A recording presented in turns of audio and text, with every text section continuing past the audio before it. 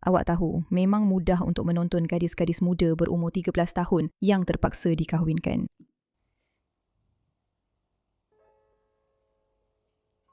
Adakah video-video ini yang memberi inspirasi kepada awak untuk menangis dalam talian dan memberitahu orang ramai bahawa awak telah melihat kebenaran?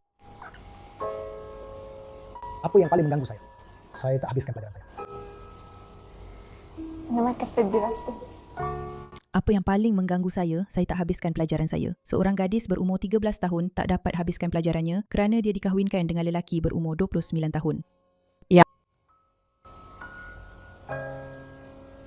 Apa perkara paling sukar yang awak lalui hari ini? Berpindah selepas sekian lama hidup. Dan dia hanya kecoh pasal itu. Dia kata perkara paling sukar pada usia ini adalah berkahwin.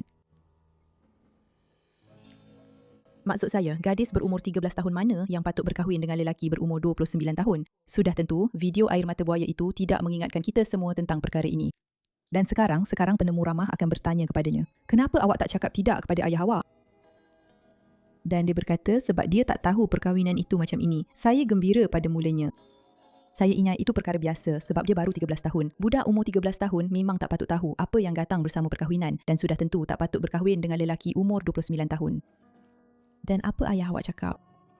Dia kata, ini suami kamu dan kamu kena dengar cakap dia serta keluarga mentua kamu. Jadi dia tak boleh kata tidak. Adakah awak dapat memakai gaun putih? Seorang budak perempuan berumur 13 tahun memakai gaun putih dan dia tanya padanya, adakah dia gembira pada hari perkahwinannya? Dan dia kata, ya, tapi dia takut. Sudah tentu dia takut. Seorang budak perempuan berumur 13 tahun sepatutnya hanya berpakaian seperti pengantin, bukan benar-benar menjadi pengantin. Dia makcik. Saya kata umur saya 16 tahun saya akan berkahwin. Apa yang awak takutkan pada usia 13 tahun? Saya kan Tentang perkahwinan. Umur 13. Saya takut dengan perkahwinan. Tentang perkahwinan. Dan adakah awak tahu apa yang berlaku antara suami dan isteri selepas perkahwinan? Apa yang paling awak suka? Paling suka? Cikgu beritahu dia, darjah berapa? Darjah 6. Saya belajar tentang haiwan yang mengawan untuk membiak. Dalam darjah 6, dia belajar tentang haiwan yang mengawan dan begitulah cara mereka membiak daripada cikgunya. Jadi sekarang, dia tahu apa maksud berkahwin. Ya? Adakah kita? Kita tak perlu tonton lagi video ini sebab ia buat kita semua rasa loya. Saya rasa nak muntah bila fikirkan budak umur 13 tahun ini dikahwinkan dan masih juga ada wanita-wanita di luar sana. Kebanyakan buat